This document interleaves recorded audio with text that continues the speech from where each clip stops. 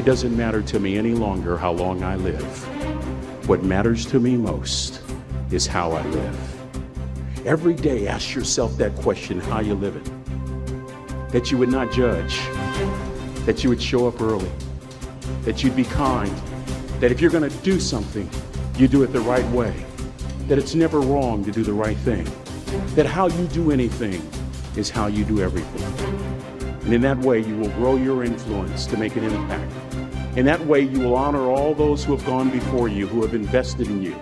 Look in those unlikeliest places for wisdom. Enhance your life every day by seeking that wisdom and asking yourself every night, how am I living? Friedrich Nietzsche said, "Many are stubborn in pursuit of the path they have chosen, few in pursuit of the goal." And that's one of the things that really trips people up.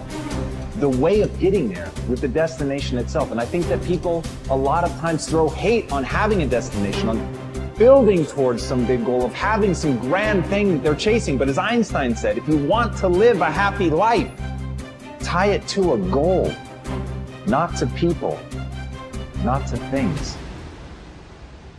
True desire in the heart, whatever it is you want to do, work hard to get it. Don't just aspire to make a living.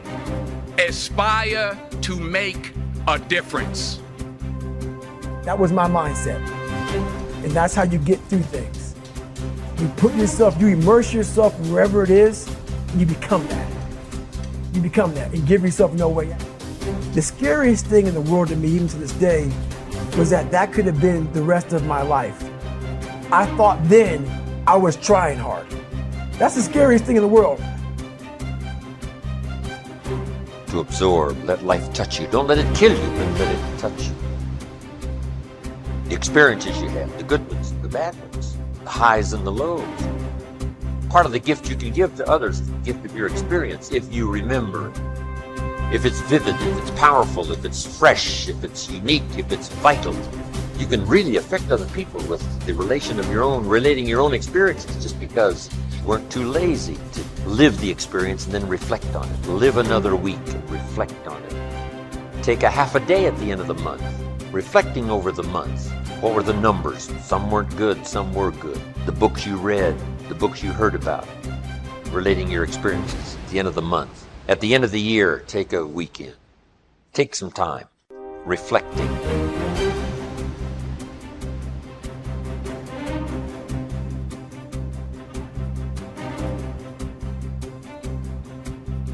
How many times have you had a great idea, didn't do anything about it, and then a year later someone did something about it, made a lot of money, got the promotion, etc. So when you have the idea, the inspiration to act, it's time. Act. And you don't have to know it perfectly. You know, you can drive from here to California, wherever you might be, assuming you're not in Hawaii, by going west. And what happens is that you don't have to see the whole route. You only need to see 200 yards ahead of you. At night, you can drive just with your headlights, and the headlights keep moving with you. And your goal in life is to get in the game. You don't have to see the whole blueprint. You just have to see the next steps, the next steps, the next steps. And if you keep taking the next steps, eventually you get to where you want to go. Does that make sense? Now, the last thing is called law of attraction. We believe that when you are vibrating at the level of 100% expectancy that you're going to get something, it's already a done deal. You know, piece of cake, no big deal. We're going to win this thing. We're going to get that contract. You know, I'm going to make this thing happen. And what happens is the universe literally responds. Sometimes when you're doing this, you're putting on the vision of this should happen by this date.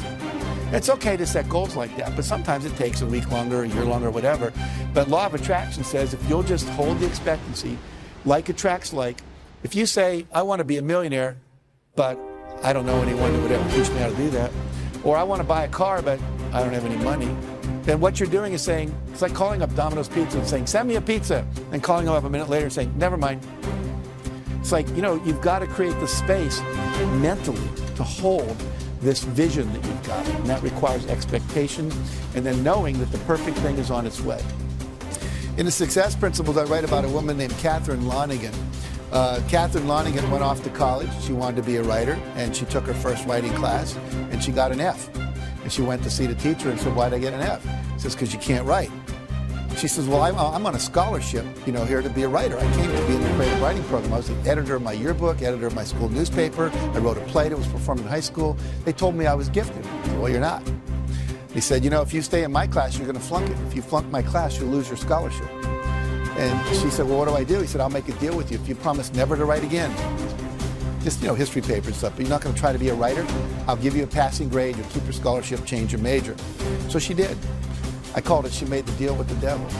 15 years later, she's down in Texas. They're making a movie at the next town over, and down where she lived in Texas, people would show up at the gas station after it rained just to see the oil slick. It was kind of boring there.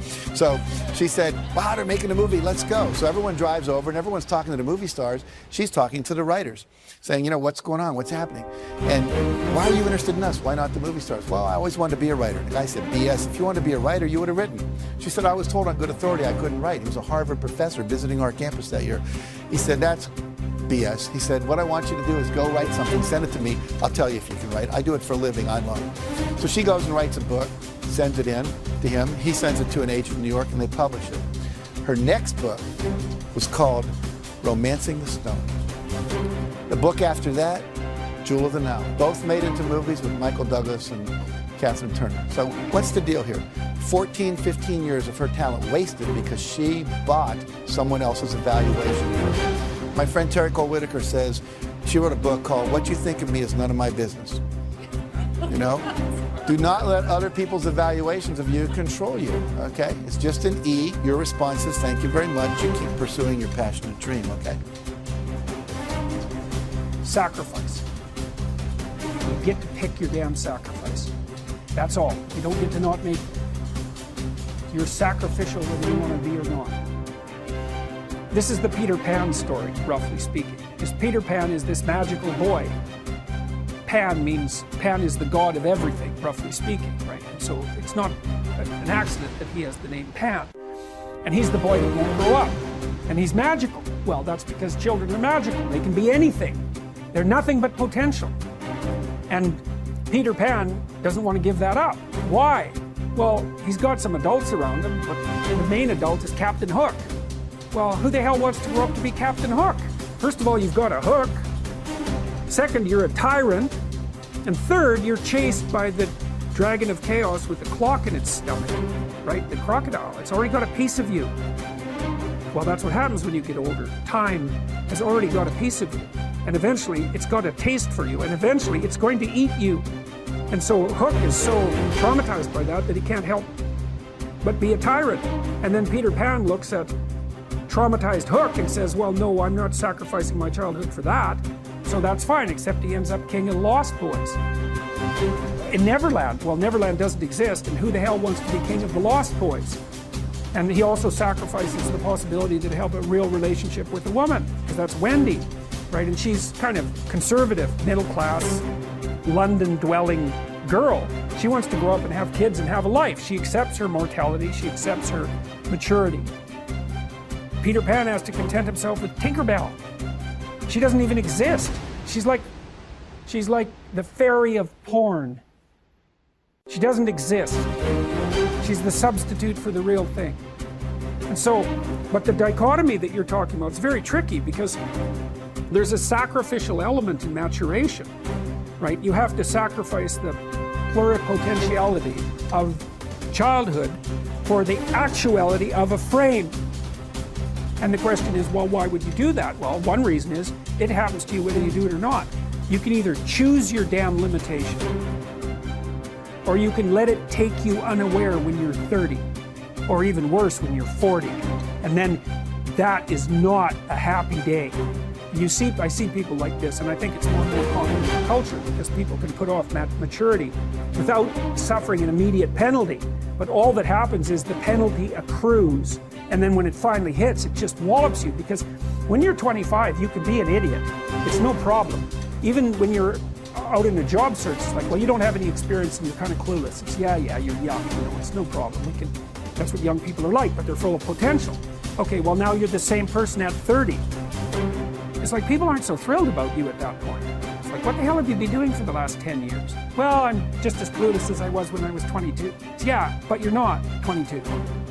You're an old infant. right? And that's an ugly thing, an old infant.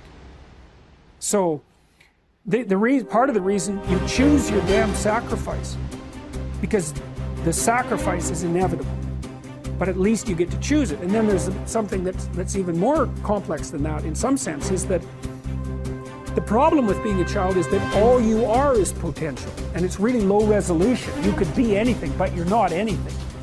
So then you go and you adopt an apprenticeship, roughly speaking, and then you become something.